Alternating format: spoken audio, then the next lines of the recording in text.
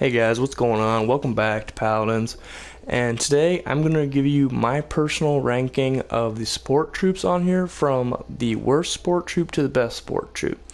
Now, a few things to take into consideration is this is going to be my personal opinion, so you probably have you might have a different one, and that's cool, it's how you are, but this is what I think and how it is. And also another thing is I'm not basing it off of, but like largely basing it off of the actual support capabilities of them instead of just like using them as another champion for their damage roll.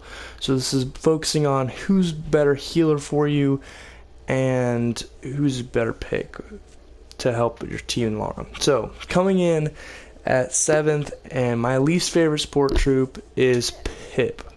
So Pip has, I'll show you what I run for him when I run healing. So this is like my healing potion loadout for him. I've tried to screw around with it and try to get the most heals with it, and I've still struggled even running him like as almost solely healing with him. He doesn't really keep up with the rest of the support troops. Like there's a pretty large gap between him and the next set of other support troops. His healing potion does do 1200 damage, and you can do that every 8 seconds, but you can't, like, it's one big dump of healing. So if like you're affected by cauterize and anti-heals though, you lose a lot of value instead of overtime heal, whereas people that have overtime heals tends to work even in the long run. But yeah, Pip just has some issues going on with him, and I feel like they're going to need to either buff him or change something about him to improve him, hopefully. Another thing to point out is I'm basing this off of OB63, even though console doesn't have it yet, because I have looked up like the changes for grok, and I've taken them into consideration for my ranking. But yeah, that's all I got pretty much to say about Pip, is he's just not really viable as a healer right now where he's at. Alright, so coming in at 6th place, we have Grover. Now, this is what I'm talking about when I say that I was pretty much doing it based off healing, because Grover, people argue, oh, Grover's still a good champion. Yeah, he's a pretty good champion to use if you run his Ferocity legendary card, but that kind of defeats the purpose of having him as a support troop, because you're not playing your part to actually help heal most of the time. Most of the time, people will run Grover, or they'll sit back in the back and just throw their axes down the lane like a sniper. But when I use Grover, I do try to use him as a support. As you can see, that is the loadout I run when I run Grover. And just a few things like help increase the healing. And that's the other thing like about Grover. He does have a passive heal ability when you're standing next to another champion on your team. He does heal, but it's only for 80 seconds, so it's not that major of a it's not really that noticeable, but it does take into effect some. And then his actual healing ability takes 12 seconds to use. Like, you can only use it every 12 seconds, and it's just one big dump of heals, which is part of the problem for Grover, is that you have to actually be pretty much right next to your allies to even get health to them. Like, you can't be a distance away to help send them health, and that's part of the reason why he's so low on the list.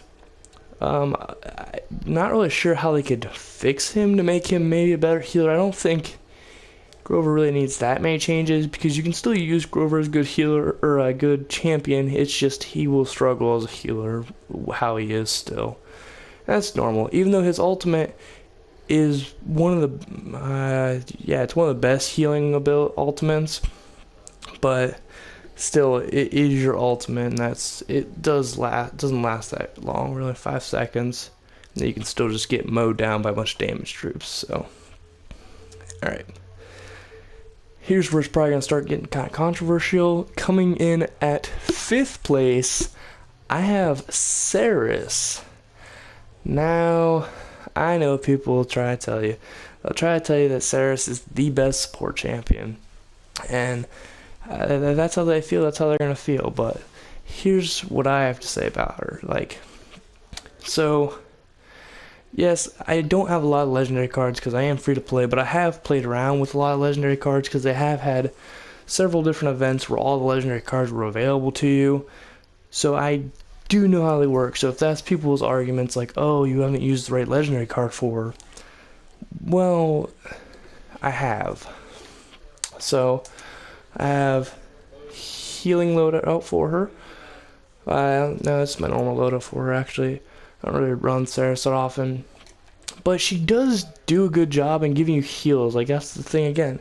1,000 health every 2 seconds. So she can deal a big chunk of health. And she's very effective at the beginning game. But as soon as your enemy team starts getting cauterized, you will start seeing a noticeable change in how much heals you're dealing to your teammates. And the other thing is that puts her lower than number 4, which is Ying, is I feel like Ying is more effective at actually dishing out damage, which is where one of the things where I actually took into consideration the play ranking is the damage difference between Saris and Ying. Because I do think Saris or Ying could deal damage better than Saris. Also, Ying's ultimate heals, where Saris is more of a tactical situation. It's kind of situational. You can't always use it effectively, so it just kind of depends on that. So, I already gave it away. My number 4 is Ying. And so, I don't think that's a good legendary card, the lifelike one. I feel like people don't really actually use it because they heal us, even though they can heal for more. I feel like I like to heal multiple people. Oh, that's kind of, I don't even have an actual loadout for Ying, but the illusions, oh, that's the health of the illusions. Oh well. Ying's still effective. You can still run a Ying, and the illusions do last 5 seconds, so they can deal 350 every second. And you can keep putting them up. They're only 5 seconds. So all you need to do is pick up, like Cronus 1, it's already down to 4-second cooldown. And I'm sure there's probably some cards where you can lower that even farther. And like I said, the Illusory Rift ultimate is healing for 8 seconds, which is 4,800 health that you can get in total your teammates. And that's a lot of health you can give. And like I said, she does good damage, especially with the legendary card that most people use. It's just the base card is the focusing lens, because you deal another 150 damage if you hit all 5 shots. So that's that. Third place, we have Maldamba. And I know a lot of people really like Maldamba, and a lot of people regard him as the top sport troop, and I do see why people might think that and why they rank him higher on their own personal lists. But for me, he's a little situational still, because, for example, say you have like a flanking frontliner or something, and you don't have a frontline, or if you don't have a frontliner, then his healing ability, the Mending Spirits one, isn't really that effective, but the area gourd, well, I mean, the Mending Spirits is decently effective, but the gourd will not be that effective if you don't have a frontliner or if your frontliner is elsewhere just doing whatever, which is kind of difficult to do with that. The other thing with Maldamba is, I do have the card that heals more, Spirits Chosen, so it does do another 300 up front.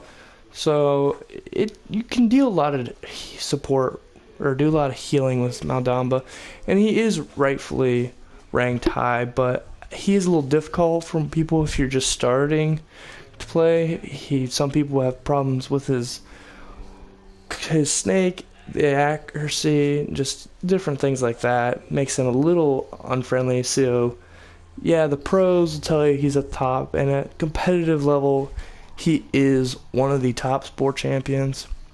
But if you're just starting, he's kind of a little, he takes a little bit to get used to. but that's why he's at number 3. That, like, little learning curve, and then I just personally like the next 2 on my list even better. So this was a really tough call for me to pick my number 1 and 2, and especially since OB63 and how I already really liked Grok before, and then they just went ahead and buffed his healing ability, so he's a really viable healer now, and I just really wanted to put him at my top slot, but I couldn't. So number 2 is Grok, and I'll show you my loadout I run for him. I run this loadout, but this will probably need to change to OB63 because they did lower the cooldown, or extend how long it takes to overheat for his staff normally. Excuse me. But, so I won't really need Thunderlord, I won't need as much Thunderlord, and I probably won't even need Electrostatic, so I could probably pick up some more Healing Totem stuff in the next one. But, I'll give you some of the stats for his updated skills. His staff, the same way, except for it takes longer to overheat. His Shock Pulse now does 150 damage, but it doesn't slow anymore. And his Healing Totem now has 1500 health and heals for 420 every second. Yeah, so it's saying it just has more health. So it's harder to kill, which is the big thing, because currently people will just, if they know how to play, they will burst down your totem pretty quickly, and then you're kind of screwed. You can't really do much about it. You just kind of have to die, right? You just can't really do much. But he is really viable. He can help be a good support champion and hold down the point with your frontliner. And if anybody's on the point, he can help heal. But the reason that he is number 2 and not number 1 is the fact that Janos, my number 1 healer or support champion on Paladins for OB63, is because Janos' Astral Mark you can use through walls, so you can place it farther and you can help your teammates without actually having to be there. Whereas Grok, they have to come to you, even though you do have a big radius with the Healing Totem, they do have to come to it, or you have to go to them. And the other thing is that the Astral Mark only has an 8-second cooldown, and the Healing Totem has a 15-second cooldown. So that's another thing. This is the healing loadout I run with Janos when I'm actually trying to be helpful and heal a team, and this is the one I've been running for my damage challenge that I'm currently participating in with another player I play with. He's pretty cool, and I'll be putting up the results from my end, and I'll be sure to leave a link to his, however that goes. But yep, so there you have it. Janos is my top support champions in Paladins for OB63.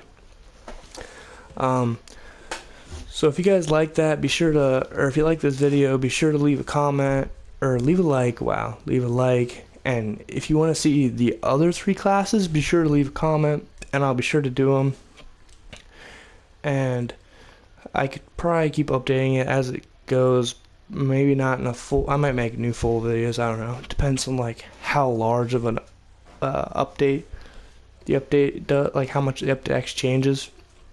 But yeah, so if you guys want to see the other classes, then feel free to let me know, and I'll do the frontline, the damage one, and the flank one if you want, and I'll give you my thoughts on each one of those. But as I said, if you have a differing opinion, be sure to let me know. I'm interested to see how people respond to actually my ranking, and I want to see how their rankings compare to mine. But like I said, just be polite or respectful about it, because it is just my opinion. It's not like a set in stone ranking. Well, that's all I got for you guys this time, so thanks for watching. I'll see you guys next time.